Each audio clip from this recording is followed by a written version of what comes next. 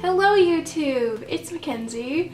Today I'm doing my 2018 bullet journal flip through and just wanted to talk to you about the bullet journal method and what worked for me and what didn't, what I did wrong, what I got right, stuff like that. Sorry that you have to look at my horrible chipped nails this entire video. It's just what happens every time I paint my nails. They just do this immediately. Anyway, let's just dive right in. So, this is an Archer and Olive bullet journal that I got last year, and it is only 56 pages long, so not too thick. I got all the way through it in about 6 months.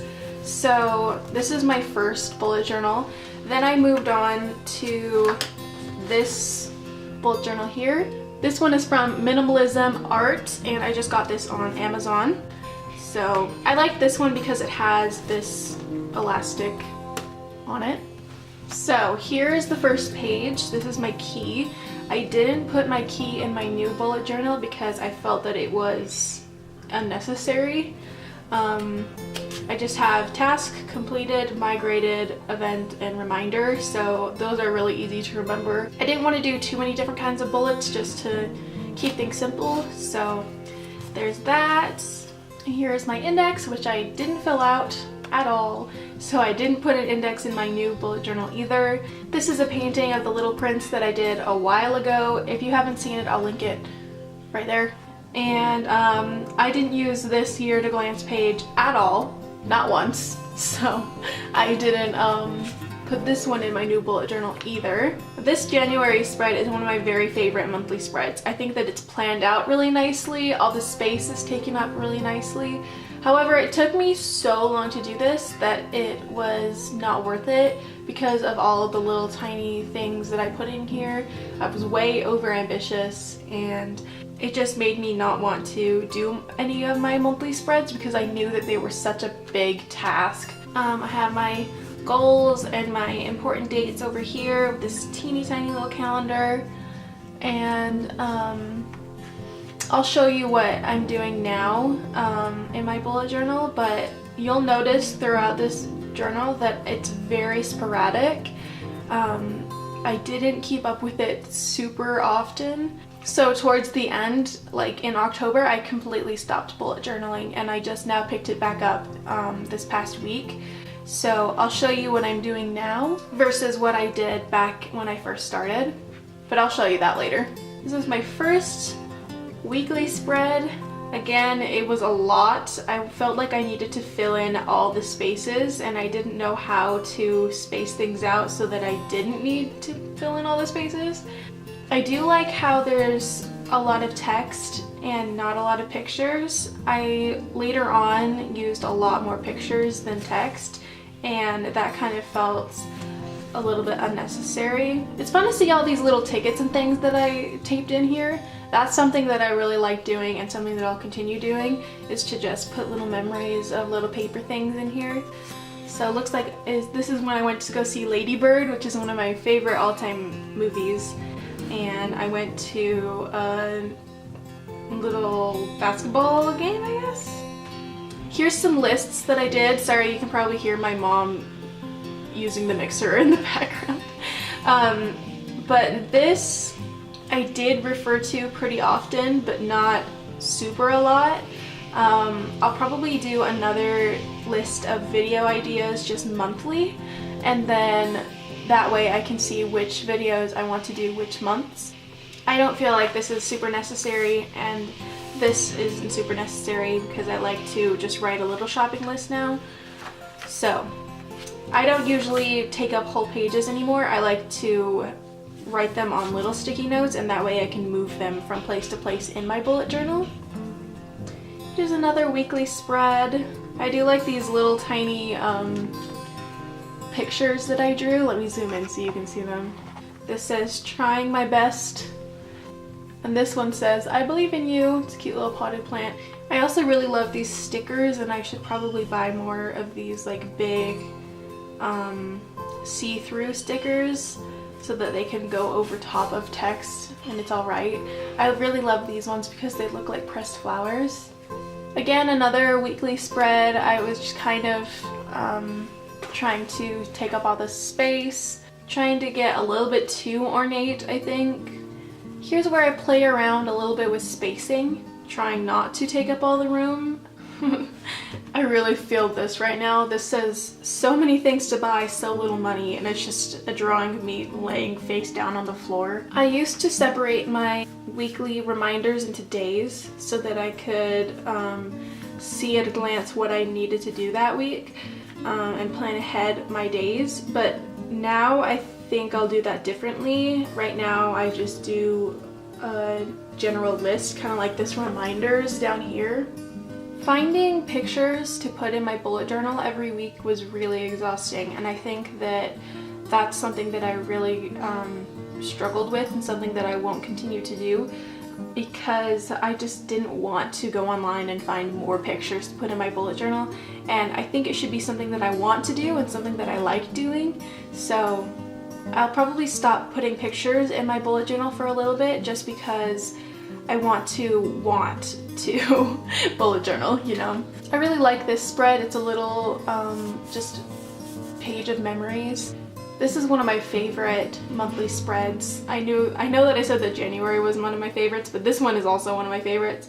I just think it's really, really pretty, but it is not functional at all. I'm trying to find a really good functional way to bullet journal, and I think that my downfall was that I knew that I was going to show people what my bullet journal looks like, and so I was so concerned about that I didn't use it as a productivity planner, which is really what I need. Here's a page where I kind of lost momentum halfway through the week, so I just kind of stopped bullet journaling, and this is why I had to fill up this page with just kind of stickers and drawings and pictures. This was me trying to be a little bit more simplistic in my bullet journaling. I know it doesn't look like it, but this was like me actively trying to be more simple. I really love this little butterfly that I put in here though. This one was me trying out something new, doing boxes with all of the days of the week written out instead of writing them as the week went along. I like that this says breathe, like it's supposed to be inspirational, and then this little crow just inhales and then screams. I love that. I thought I was so funny doing that. This was my March monthly spread. This is when I first started drawing little snails, which became an addiction. I did plan with me's for all of these monthly spreads, and I'll probably be linking them up in the cards if you want to check those out. Here's a little drawing up here. It says everything is going great with a little thumbs up. I love these little drawings that I did. I'm so glad that I did them. This little snail is saying there is no cause for concern. I put this little mountain scene down here. This one's inspired by Jordan Clark because she always draws little mountain scenes, and I think that they're so cute. Here's me trying to be even more simple, but I still have these pictures printed off, which makes it really hard to space out all of the days of the week. Here's some little flowers that I picked in front of the post office. I really like this spread too. I think it's pretty. I really like the colors in this spread. I love yellow and red and blue. It's good. Primary colors. The pages that I use throughout the bullet journal are from Wuthering Heights. I just got a really cheap one from the thrift store and just tore out all the pages. I really like this one. I like the purple butterflies. I kind of want to draw more in my bullet journal. That's kind of a goal that I have. Here's a really cute Eastery weekly spread. I really like these little eggs that I cut out. This one was a little bit experimental. I cut out little paint samples and used those for the days of the week, and then over here I just wrote them really small. This is the last spread that I did in this bullet journal, then I switched over to my next one, so let's go ahead and switch. This one is a lot thicker because I have a lot more stuff like mementos pinned in here. This is the first page in this bullet journal. It just says, hello.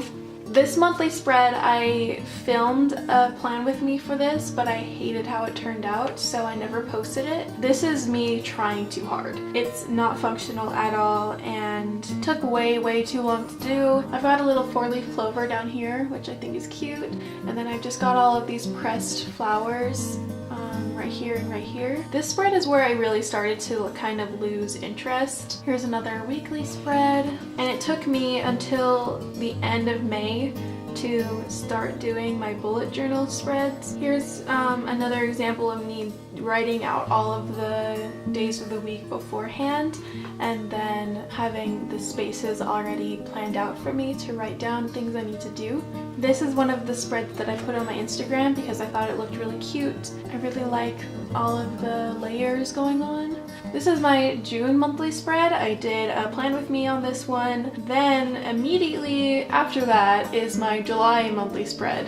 So right here is a calendar that I printed off and used to plan out my month. Instead of just using my bullet journal, I started printing out things because my bullet journal was too aesthetic and not enough function. I did this spread purely for the video, purely to look at, and that's not really what the bullet journal is about. Here's another weekly spread. A lot of text in this one, which I like. I started to staple things in here, so I really like this spread. I think it's pretty, and I like that it's kind of simple with the text.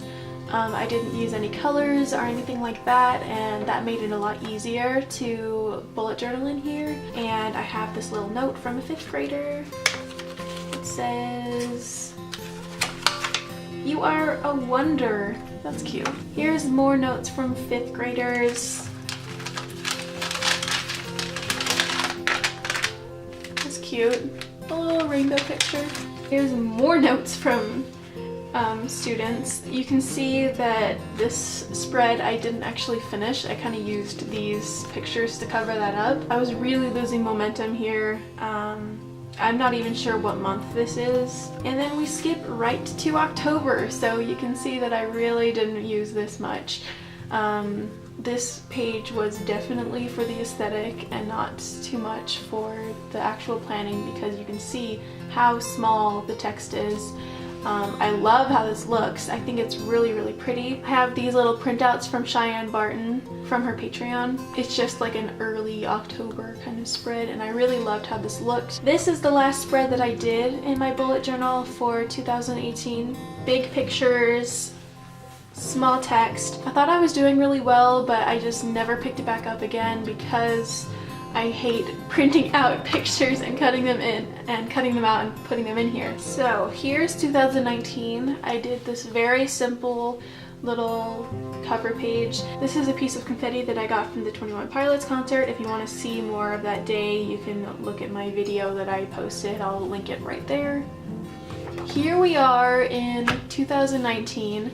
This is kind of my little mantra for this year, and here's just a few goals that I have written down. If I think of more, I can add more, but really I'm not a huge like resolution setter person because I feel like I've had some goals in mind that I've already been working on, so I don't feel like making up a bunch of new ones just for the sake of making up new ones. Here's something new that I'm doing.